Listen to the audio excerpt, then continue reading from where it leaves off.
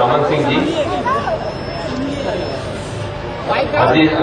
अध्यक्ष छत्तीसगढ़ विधानसभा परमानंद धर्मलाल कौशिक जी, नेता प्रतिपक्ष आदि रविन्द्र चौबे जी, ब्रिजमोहन अग्रवाल जी, चंद्रशेखर साहू जी, पुनीलाल मोहिले जी, अमर अग्रवाल जी, राजेश मूरत जी, केतन कश्यप जी, विक्रम मुसल्ली जी, सुश्री लता मुसल्ली जी। मैं इनको आदरणीय इसलिए नहीं कर रहा हूं कि ये सब मेरे मित्र हैं।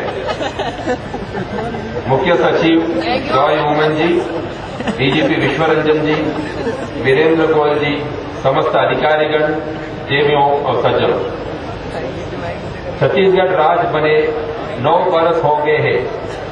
आज बरसगांठ के बेरा मां सम्मिल होके मोला अब्बड़ खुशी होते।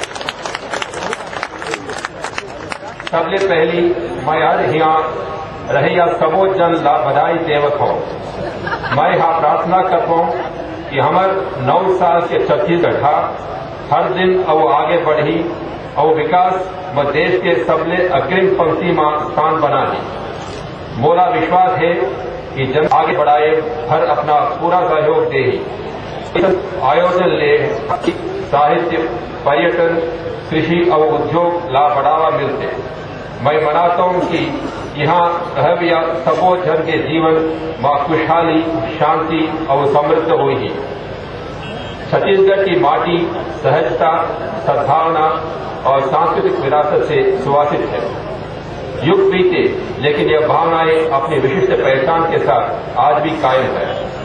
रामायण और महाभारत की गाथा संजोए छत्तीसगढ़ की ये पावन धरा सांस्कृतिक वैभव की अद्वितीय मिसाल है। नई शताब्दी का नया छत्तीसगढ़ अपनी अनूठी सांस्कृतिक, ऐतिहासिक और सामाजिक धरोहर लिए हुए है।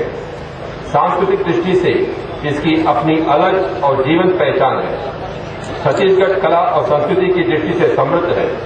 यहाँ के जनजीवन में लोक नृत्य, लोक संगीत, लोक कला और लोक रंग गहराई तक रचे बसे हैं। ये हमारे समाज की अंदरूनी ताकत है। छत्तीसगढ़ की वैभवशाली सांस्कृतिक धरोहर को अक्षुण्ण बनाए रखने और संवर्धन करने के लिए संस्कृति नीति भी बनाई गई है, जिससे यहाँ की समृद्ध सांस्कृतिक परंपराओं को के साथ विकास को तेज गति दी जा सके। छत्तीसगढ़ भारत का तेजी से उभरता हुआ एक ऐसा सितारा है जिसके भूगर्भ में बेशकीमती खनिज, अपार वन संपदा और मानव संसाधन है। यह देश के उन गिने चुने राज्यों में से एक है जिसे प्रकृति ने उदारतापूर्वक वरदान दिया है। विकास की सबसे छोटी इकाई है हर एक गांव और हर एक व्यक्ति। पिछड़े एवं दूरस्थ क्षेत्रों की अशिक्षा, निरक्षरता, गरीबी, पिछड़ापन और पहुंच विहीनता को दूर करके ही हम प्रदेश को आगे ले जा सकते हैं। पंचायतों और नगरीय निकायों को व्यापक अधिकार दिए गए हैं और उन्हें अब विकास संबंधी निर्णय लेने के व्यापक अधिकार है।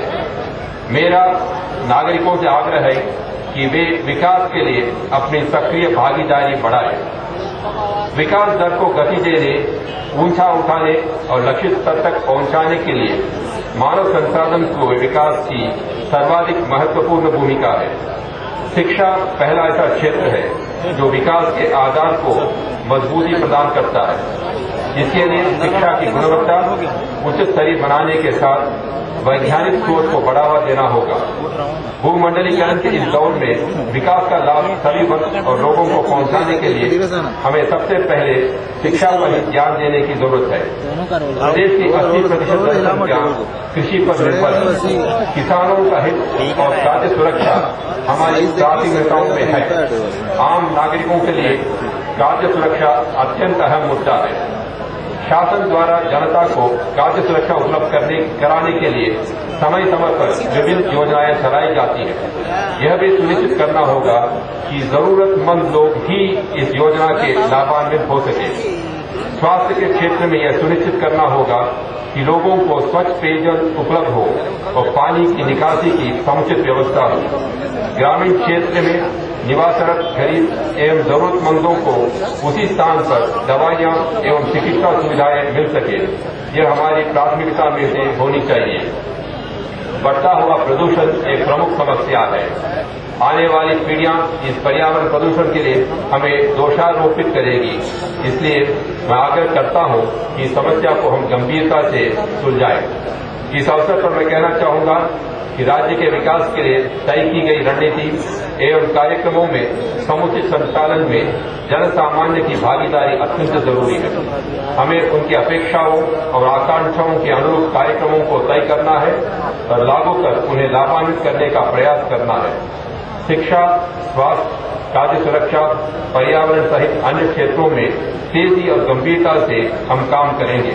हालांकि अब तक क्रियान्वित कार्यक्रमों का वास्तविक लाभ आगामी कुछ वर्षों में ही दिखाई देगा।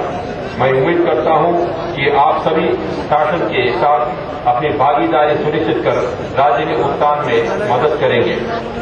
आप सभी ने अभी अलंकरण समारोह में विभिन्न कला, संस्कृति, सामाजिक उत्थान, जन कल्याण आदि विषयों पर उत्कृष्ट कार्यों के लिए प्रदेश की प्रतिभाओं को अलंकृत होते देखा है। उत्कृष्ट व्यक्तियों के अलंकरण से पूरा प्रदेश उनके कार्यों से गौरवान्वित महसूस करता है। मैं इस सम्मान के लिए उन्हें व्यक्तिगत रूप से बधाई देता हूं और उम्मीद करता हूं कि आप सभी और आगे बढ़े ताकि प्रदेश की पहचान राष्ट्रीय और अंतर्राष्ट्रीय स्तर पर स्थापित हो सके। छत्तीसगढ़ को देश में अग्रणी स्थान दिलाने और इसके चहुमुखी विकास के लिए हम सभी को यह जिम्मेदारी है कि हम सब मिलकर ईमानदारी, दृढ़ संकल्प और कड़ी मेहनत से यहाँ के विकास की संभावनाओं को मूर्त रूप दें। मैं विश्वास करता हूँ इस महान कार्य में छत्तीसगढ़ की 2 करोड़ 10 लाख जनता समान रूप से अपनी भागीदारी निभाएगी। इस अवसर पर मैं पुनः आप सभी को हार्दिक बधाई एवं शुभकामनाएं देता हूँ। धन्यवाद।